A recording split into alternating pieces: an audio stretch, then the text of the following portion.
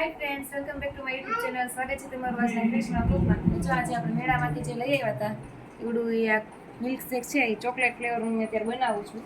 કીધું લાઈ છે કેવું બને છે. તેથી એકવાર બનાવ્યું હતું પણ ઉતાવળ હતી ત્યારે નહોતો વિડીયો શેર કર્યો. આજે નિરાશ છે તો બનાવું છું.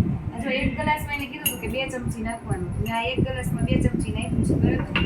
હવે આપણે એમાં ઠંડુ દૂધ એડ કરવાનું છે.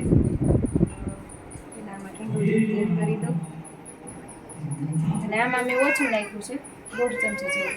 મને ઓછું ભાવે એટલે હું મારે એટલું જ બનાવીશ. પછી આને આપણે મિક્સ કરી દેવાનું છે. અને વધારે ઠંડુ બનાવવું હોય તો બરફ નાખવાનો. તો હું વધારે ઠંડુ કરવા માટે બરફનો ટુકડો લઈ લઉં.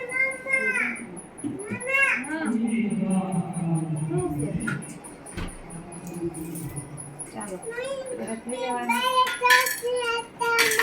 હા હાલો સાનુબેન ને હારો જો લેવાનો હોય બરફ.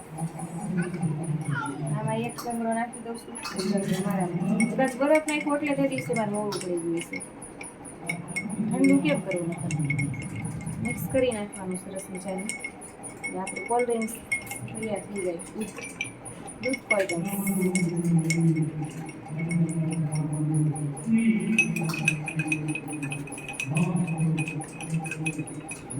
ચોકલેટ ફ્લેવર 3 ફ્લેવરના લીધા હતા મેં ત્યારે. સ્ટ્રોબેરી,